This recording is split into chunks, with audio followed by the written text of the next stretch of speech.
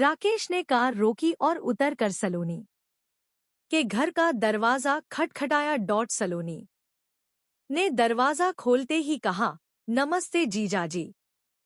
नमस्ते, राकेश ने आंगन में घुसते हुए कहा। क्या हाल है सलोनी? बस आपका ही ख्याल दिल में है, मुस्कुराते हुए सलोनी ने कहा। कमरे में आकर एक कुर्सी पर बैठते हुए राकेश ने पूछा, मामी जी दिखाई नहीं दे रही हैं। कहीं गई हैं क्या? कल पास के एक गांव में गई थी। वे 1 घंटे में आ जाएंगी। कुछ देर पहले माँ का फोन आया था। आप बैठो, तब तक मैं आपके लिए चाय बना देती हूँ। राजन तो स्कूल गया होगा।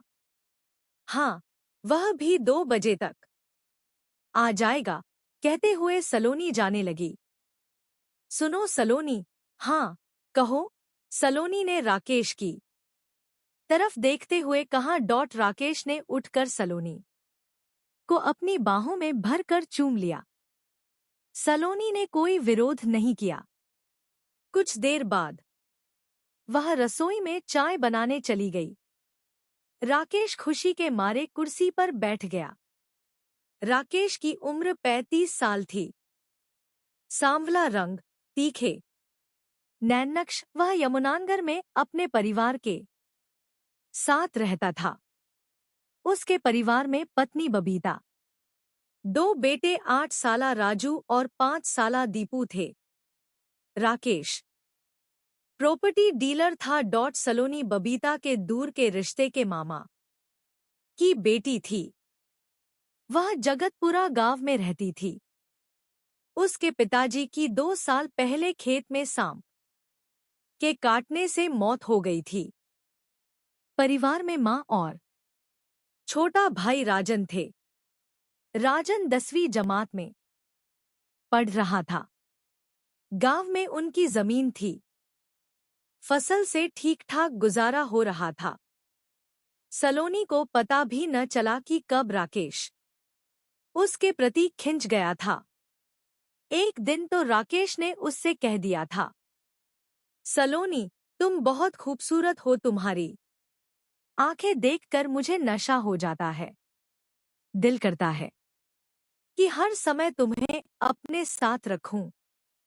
मुझे अपने साथ रखोगे तो बबीता दीदी को कब टाइम दोगे? उसे तो कई साल से टाइम दे रहा हूं। तुम मेरी जिंदगी में देर से आई हो। अगर पहले आती तो अपना बना लेता। बहुत अच्छे सपने देखते हो आप। मैं इस सपने को सच करना चाहता हूं। कैसे? यही तो समझ में नहीं आ रहा है अभी। इसके बाद सलोनी भी राकेश की ओर खिंचती चली गई। वह देखती थी कि राकेश की बहुत बड़ी कोठियां हैं। 2 कारें हैं। धन दौलत की कमी नहीं है। बबीता तो सीधी सादी है। वह घर में ही रहना ज्यादा पसंद करती है। अगर वह बबीता की जगह पर होती तो राकेश के साथ खूब घूमती फिरती और ऐश करती। राकेश जब चंडीगढ़ जाता तो सलोनी के साथ कभी कभी राजन को भी साथ ले जाता था। जब राजन साथ होता तो वे केवल घूमते फिरते वह खरीदारी करते थे। जब कभी राकेश अकेली सलोनी को लेकर चंडीगढ़ जाता तो वे दोनों किसी छोटे होटल में कुछ घंटे के लिए रुकते थे। वहां राकेश उससे जिस्मानी रिश्ता बनाता था। इसके बाद सलोनी को कुछ खरीदारी कराता और शाम तक वे वापस लौट आते। बबीता व राकेश के बीच कई बार सलोनी को लेकर बहस हुई, झगड़ा हुआ, पर नतीजा कुछ नहीं निकला। राकेश व सलोनी उसी तरह मिलते रहे। एक दिन बबीता ने सलोनी को फोन कर दिया था, सलोनी, तुझे शर्म नहीं आती जो अपनी बहन का घर उजाड़ रही है? कभी भी चंडीगढ़ चली जाती है घूमने के लिए। मैं अपने जीजा की साली हूँ। साली आधी घरवाली होती है, आधी घरवाली। जीजा के साथ नहीं जाएगी तो फिर किसके साथ जाएगी? आधी नहीं तू तो पूरी घरवाली बनने की सोच रही है। दीदी, मेरी ऐसी किस्मत कहाँ? और हाँ, मैं जीजा जी को बुलाने नहीं जाती, वे ही आते हैं मेरे पास। तुम उनको रोक लो ना, सलोनी ने कहा था। सलोनी की माँ भी यह सब जानती थी, पर वे मना नहीं करती थी क्योंकि राकेश सलोनी पर खूब रुपए खर्च कर रहा था। सलोनी कमरे में चाय व खाने का कुछ सामान लेकर लौटी। चाय पीते हुए राकेश ने कहा, चंडीगढ़ जा रहा हूँ, एक पार्टी से बात करनी है। मैंने सोचा कि तुम्हें भी अपने साथ ले चलूं। आपने फोन भी नहीं किया अपने आने का। मैंने सोचा था कि आज फोन न करके तुम्हें सरप्राइज दूंगा, तो मिल गया। न सरप्राइज, माँ भी नहीं है। सूना घर छोड़कर मैं कैसे जाऊंगी? कोई बात नहीं, मैं मामी जी के आने का इंतजार कर लेता हूँ। मुझे कौन सी जल्दी है? तुम जरा मामी जी को फोन मिलाओ। सलोनी ने फोन मिलाया। घंटी तो जाती रही, पर कोई जवाब नहीं मिला। पता नहीं माँ फोन क्यों नहीं उठा रही है। सलोनी ने कहा, कोई बात नहीं, मैं थोड़ी देर बाद चला जाऊंगा। अब चंडीगढ़ तुम्हारे बिना जाने को मन नहीं करता। अगर तुम आज न जा पाई तो 2 दिन बाद चलेंगे। राकेश ने सलोनी की ओर देखते हुए कहा। कुछ देर बाद सलोनी की माँ आ गई। वे राकेश को देखकर बहुत खुश हुई और बोली, और क्या हाल है बेटा? बच्चे कैसे हैं? बबीता कैसी है? कभी उसे भी साथ ले आया करो। वह तो कहीं आना जाना ही पसंद नहीं करती मामी जी। पता नहीं कैसी आदत है बबीता की, कहकर मामी ने मुंह बिचकाया। मामी जी, मैं चंडीगढ़ जा रहा हूँ, सलोनी को भी साथ ले जा रहा हूँ। ठीक है बेटा, शाम को जल्दी आ जाना। सलोनी तुम्हारी बहुत तारीफ करती है कि मेरे जीजाजी बहुत अच्छे हैं, वे मेरा बहुत ध्यान रखते हैं। सलोनी भी तो किसी से कम नहीं है, राकेश ने मुस्कुराकर कहा। कुछ देर बाद राकेश सलोनी के साथ चंडीगढ़ पहुंच गया। एक होटल में कुछ घंटे मस्ती करने के बाद वे रोज गार्डन और उस के बाद झील पहुंच गए। शाम हो चुकी है, वापस नहीं चलना है क्या? सलोनी ने झील के किनारे बैठे हुए कहा। जाने का मन नहीं कर रहा है। क्या सारी रात यहीं बैठे रहोगे सलोनी के साथ? तो मैं कहीं भी सारी उम्र रह सकता हूँ। बबीता दीदी से यह सब कहकर देखना, उसका नाम लेकर क्यों मजा खराब करती हो। सोचता हूँ कि मैं हमेशा के लिए उसे रास्ते से हटवा दूं। दूसरा रास्ता है कि उससे तलाक ले लूं। उसके बाद हम दोनों खूब मजे की जिंदगी जिएंगे। राकेश ने सलोनी का हाथ अपने हाथों में पकड़ कर कहा। पहला रास्ता तो बहुत खतरनाक है, पुलिस को पता चल जाएगा और हम मजे करने के बजाय जेल में चक्की पीसेंगे। बबीता से तलाक लेकर पीछा छुड़ा लो, वैसे भी वह तुम्हारे जैसे इंसान के गले में मरा हुआ सांप है, सलोनी ने कहा। अब सलोनी मन ही मन खुश हो रही थी कि बबीता से तलाक हो जाने पर राकेश उसे अपनी पत्नी बना लेगा। वह कोठी, कार और जायदाद की मालकिन बनकर खूब ऐश करेगी। एक रेस्टोरेंट से खाना खाकर जब राकेश व सलोनी कार से चले तो रात के 8 बज रहे थे। राकेश ने बबीता व सलोनी की मां को मोबाइल फोन पर सूचना दे दी थी कि वे 2 घंटे में पहुंच रहे हैं। रात के 12 बज गए। राकेश व सलोनी घर नहीं पहुंचे तो मां को चिंता हुई।